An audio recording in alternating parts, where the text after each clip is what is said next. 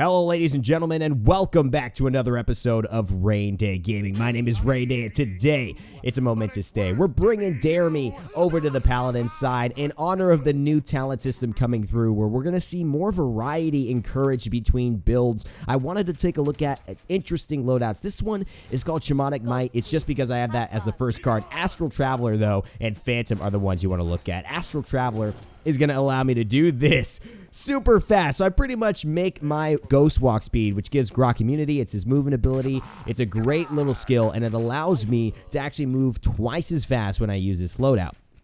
And pick up that legendary or 4 type card. So I'm putting a lot of points into that. And also I increase the duration of it. So if I go a level 3 Phantom, that means I could do it for even longer, cover more distance because I'm going faster for longer essentially. So this is a really cool look, I think, at something that GROHK could be able to do. So I get stunned here right away. But I want to encourage Jeremy coming over to Paladins for a couple of reasons, especially with the new talent system. Now, if you're not aware of what that is, as we continue to play, the talent system coming into Paladins is pretty much just a look at what is going to be kind of an old feature, kind of revived, right? We had this idea of legendary cards. There's just the getaway button right there. So much speed. And where legendary cards would change your essential play style. You could choose a different legendary card, and suddenly your blast shot, instead of being this AoE kind of pressure thing, would be like 3 separate smaller balls that would fly out one after another, and it would change the way your character would play. Now, talents, the problem with that system, and I'll get to that in a second, talents kind of aim to do that in a bit more of a consistent way, so that you still know what you're playing against. You could still easily see, oh, this Cassie has chosen blast shot talent, or this GROHK has chosen his Astral Traveler talent or his Ghost Walk talent. He's really centering his playstyle around the Ghost Walk, and they're looking to divine playstyles really around that, rather than just altering abilities, because whether your blast shot is, you know, coming out in waves of 3 or it's just one big one, doesn't necessarily define your playstyle that much. I think that's where they kind of got problem. It was really cool for the abilities, but the playstyles didn't change. It was kind of hard to still tell what was happening. A ton of burst comes out at me. The explosive flask catching me in that one, and I had Ghost Walk available. I just didn't think that burst was going to hit me, and you see Androxus there also fires that last shot, which makes it that much, that's where the burst comes from. That's what I didn't expect. I thought I could have survived that last pit potion. Always good to be aware. But anyways, the issue with that system was, again, kind of like I prefaced, that you couldn't understand what was being coming at you, right? You weren't really sure what was going to be the case when you played against a Cassie, and that was difficult because that was frustrating. You couldn't plan ahead, and you couldn't really counter if you didn't know what to counter. As we see here, a nice shock pulse into the air on the Androxus. Shaolin doesn't know where I am, and luckily I'm landing these things. Double kill for me in the back line. GROHK just going ham, trying to get the triple, but it was nothing. I thought Buck was not on my team, so almost wanted to instantly just fire at him, but we get some healing. We heal back up, and again, using that Ghost Walk to get into my opponent's faces. Great pull by the Makoa as well. So, Jeremy is a series in Smite that takes a look at different builds and tries to make things different, tries to mix it up and spice things up, and give you a look at a different way the champion could be played, because most champions, after a while, find their rhythm, and most people play them in the way that they feel, or that the community feels is the best, most efficient way. And what Jeremy's great about is just setting the tone for different can be just as good, or just as fun, or just as interesting. And many people play GROHK a very simple way. They lower the cooldown of Ghost Walk. They have a card that allows Ghost Walk, when it is having a lower cooldown, to actually lower the cooldown of Healing Totem. They run Healing Rain, which essentially just means you heal for a percentage of your max health, including the standard healing that the totem does. Look at this. They cannot kill me, and I'm going to Ghost Walk. I think I'm going to try and do damage, but I just cover so much ground. That was beautiful. I cannot believe I died. And, you know, those builds, they stay the same. A nice ult from the Makoa is going to try and stave us off. Don't know if it'll work, though. Trying to get the slows on him. Oh, he's definitely doing some damage. Got to be careful. Got to head out of here. Shaolin back. He's bought enough time for his teammates, so that really, he got the job done, essentially. Now there's 4 of them here. We've slowly crumbled. Not everyone has as much escapability and sustain as me, and even though there's just a turtle versus a orc, the turtle has his buddies, and so I will go back to base. I will die. It's okay.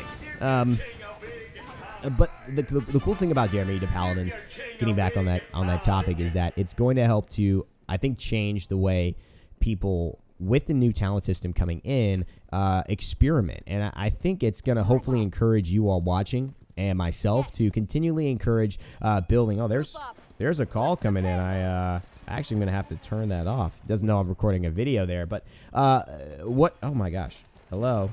Mute. Mute. So unprofessional. I'm sorry. People try to reach me, man. Yeah, I really am. I'm excited about it, like for the several reasons. I think it's going to help create the inspiration to check things out. I'm experimenting a lot with like Cassie and stuff, doing a lot of disengage style builds, blast shot builds. Look at this. I love the mobility of this too. I think Astral Traveler, a card that's very kind of underestimated. I think it's good. It's probably even a really good level 1 card. I mean, just that extra move speed to get to where you need to be, because GROHK puts that totem right on the ground, unlike Ying, unlike Moldamba, unlike Pip, who can just deploy their clones or their healing away from them and just have line of sight. GROHK's got to be there to heal up his tank, and so where he's positioned is much more important most of the time in terms of, getting the most healing that you can. Now, I'm not the best healer. I think more offensive than healing in general, so in my gameplays, you'll see me go for kills most likely rather than full sustain. Here, we should definitely wait because, we do not want to trickle in one at a time. The key is that when you look at cards like Astral Traveler and you look at, okay, let's build a fun build that's just all about Astral Traveler, you start to then kind of understand the value of maybe some of these cards in the normal builds. Maybe there is a standard build that's just going to be better. Healing Rain might just be better for GROHK since he's a healer and that is his role. However, experimenting with Astral Traveler, experimenting with something else. God, this reload takes forever. Jeezum Louisum. Experimenting with all of that can allow you to maybe find value in other cards. That's what I'm really excited about. The backdoor could be here. Makoa spots me out, though, and he's on the run. Aatrox is coming in, hits the accursed arm. I go into the Ghost Walk immediately, hide behind the payload cart. He wants to finish me off. He's going to get on the pop into the ultimate. The Tempest will not do enough damage. It's hitting 4, but only for 200 per second, and the healing is not enough with 4 members and Shaolin in the back line doing the deed. And we are going to not push this again. So after we steamrolled early on, we have just trickled in, and I've been the last man surviving because of this Ghost Walk, and they have just taken down my brothers in arms. So it's I don't know if we're going to get this, guys. 40 seconds left. We really actually have to put some energy into it. Just as I say it there, these Grumpy Bombs are doing such a fantastic job of zoning us. I don't do the Ghost Walk now because I know, although it would have avoided the stun, I wasn't going to get followed up on. Better save that for a more important moment, just like this, not to get hit with the Makoa. And there it is. Shaolin pops the Heat Haze. He goes in with the knockback, thanks to our own Bomb King himself. Poppy Bomb doing work, and now the Makoa shield shielding off Tyra, keeping her damage alive, keeping myself alive. An Impale Arrow from Shaolin does some work. I need to get the damage off. I do. A Chaos Bolt, not the Chaos Bolt. I have no idea what that means, but a slow from the Shock Bolts will land the kill, but the Grumpy Bomb again is so valuable. It zones me out. It gets the stun, allows Grumpy Bomb King to follow up, and we do not push it. So 98%, and we do not push it. We had like 3 or 4 minutes. I cannot believe that just happened, but that's the way it is. And actually, one of the things is, if you want to try this yourself, make sure you do it in a mode that you feel comfortable. For me right now, I'm playing some payload because of the fact that when I go into casual and I try and do an interesting build and experiment, it's often not, it's not, I just put it like, you're not maximizing your builds, you know what I mean? Like, it's not really going to be the most efficient. It'll be fun. You might find some good things, but it's, probably not going to be what you want if you're going against pros. And I literally am going against pros in casual right now. I don't know if that's going to get adjusted. And, for me, I think it's good. It's frustrating, but it's also good. I know I get better from it. But if you're at a lower level, you're just starting, you shouldn't really have that issue at all. So you should be at people really at a decent casual level. That'll be fun. You could try these things as well. I just go into payload because I know pros, if anything, are not playing payload. You might see them in casual. You'll definitely potentially see them in competitive, but it's very, very not likely, holy moly, to see them in payload. That is just kind of like a forgotten mode right now, and I used to love it. Fun fact is, I literally only played payload when Paladins came out. It was like really my jam. There's the Ghost Walk, a great thing to do. You can time that out to avoid a lot of big crucial things, like the Bomb King ultimate, like obviously the Bomb King Grumpy Bomb, despite that actually catching me though. You can't avoid actually preemptively the Makoa hook, but I just did use it already. Good timing by him to stop that. So they're all already on their move, 12% and counting. And we're going to have to try to stop them off. Another thing, if you're watching still in this video, thank you so much for the engagement. I appreciate you all being interested. Let me know what you think. I mean, this is a pretty fun build. I love the way I can look at it. I realize I'm not going to win this fight. I don't want to go in too early. I know that they've just got 4 grouped up. And a lot of times running out is what you want to do, but look at the damage I'm taking. It's just not to my benefit to really try to fight that. Tyra has tried to pull back. It's not enough, but we've now poked out the Makoa. So he's forced a shell shield. He's forced a lot of defensive stuff, and we're in a decent spot. Not in a great spot. A decent spot here, especially with the shell shield coming out. We've applied a lot of poke. We've forced some cooldowns, and now we can really maybe start to fight if we see our opportunity. This flanking route is really key for me. And again, let me know how you guys feel about this video. How you feel about this Ghost Walk GROHK Dare Me build. It's a lot of fun, and I'm excited to do some other ones. You have some ideas for some other ones, let me know what they might be. The blow up, holy moly, the follow up from the Shaolin is just too strong there after the Makoa dredge hook and damage. So he's gonna finish me off. Nice reflexes, and there's 61%. 5 minutes left. It's gonna be tough. I don't know if we're gonna win this. I'm doing a lot of damage, but everyone's dying around me. So as a support, maybe this is not the way I should be playing. I don't know. I'm just getting this in my mind right now that maybe I should be trying to keep my teammates alive. And there's a nice ult to keep them alive. Hey-oh, maybe get a little damage as well. Oh, we get that. We don't get the exact kill, but that's okay. Pip trying to jump around. You little furry Volpine, get your booty down here. Get that healing up. That was a bad healing potion. You know why? It topped him off. It only topped him off too much. There's the Ghost Walk. See you later, Androxus. I'm out of here. Oh, God, I'm with Pip. Hello, Androxus, and hello, Pip. But you got taken out. Oh, the slows. Come on, Pip. Get got. Get got. Pop your healing potion. Get got, son of a gun. Oh, never mind. Let's get back to talking about, other things. One of the important things I just realized, if you didn't know, I'm going to make a video about this, or at least mention this in all my videos, or as many videos as I can think of. The notification bell. If you see it, it should be in the top right of what you're watching, right below the video. You should see a notification bell right near subscribe. What I did not understand is YouTube actually does not notify you for every video I make, even if you're subscribed. If you watch my videos and continue to watch them or watch things that are similar to my content, you'll then be notified, which you would think.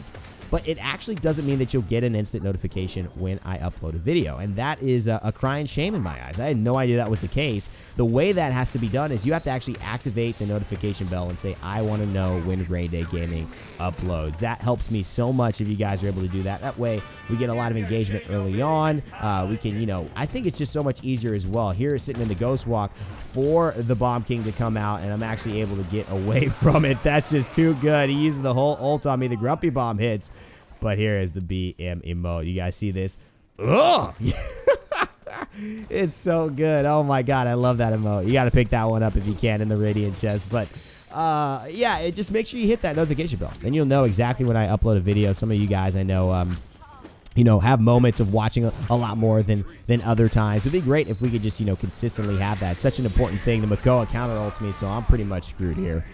You guys coming into the videos early and often, that's just so good for, a YouTuber, myself specifically, but it's just great to see the interaction early. That helps the videos do better and have more of a prolonged, I think effect and get seen a little bit more, helps the YouTube algorithm. So, those notification bells, being notified, checking in early, that means so much. This is why I call my notification squad. I always shout people out. I'm like, if you're in the notification squad, you are big stuff to me because, I just love and when people show up early and really show that support. It means a lot. So anyways, the shock pulse coming through. There's the damage. I'm trying to 1v1 this Makoa. It looks like Buck's going to help me out with this, so we will get that. There's the BM in mode as well. I didn't finish it off, though. I guess it stopped me. Sometimes they'll stop me in the middle, but we get the kill there. Throw down the totem. We're going to stop the Pip. Nice bounce off to the Bomb King. Another kill. These guys are trickling in worse than we are. This Bomb King, where are you going, buddy? And he knows that I've got my Ghost Walk. He stuns the Buck, who gets the kill, but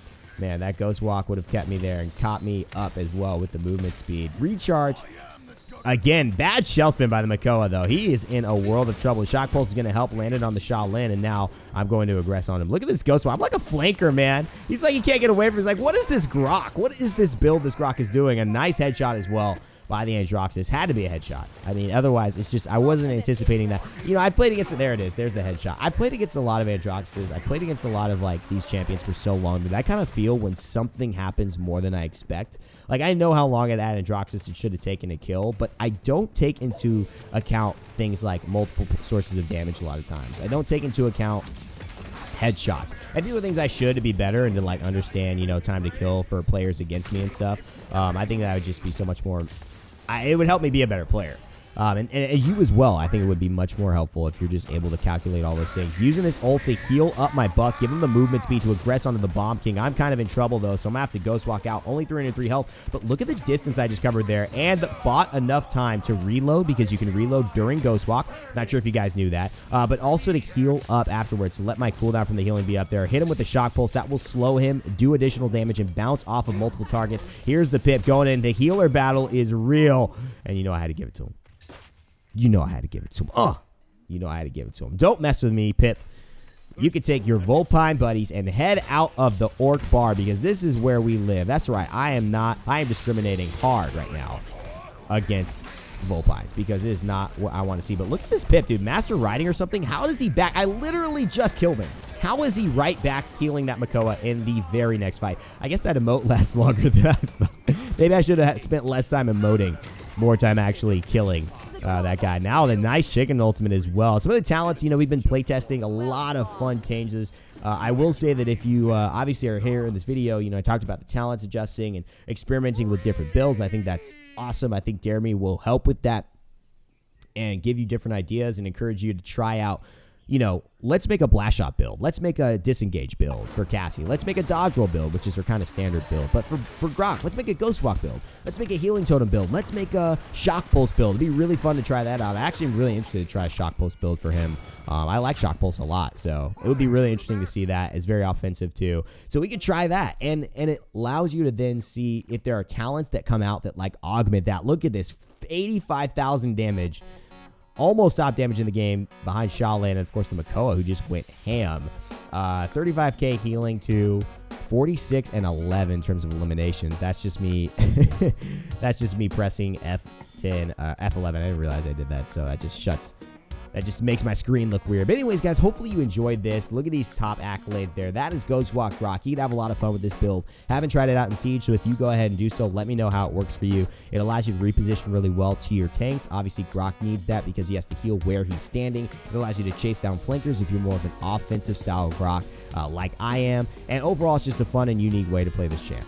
Thanks so much for watching, guys. Remember to like, share, comment, subscribe, and hit that notification bell to know whenever I upload a new video for Paladins or Smite or any other game. And as always, remember to never give up, never stop gaming, and I'll see you all next time.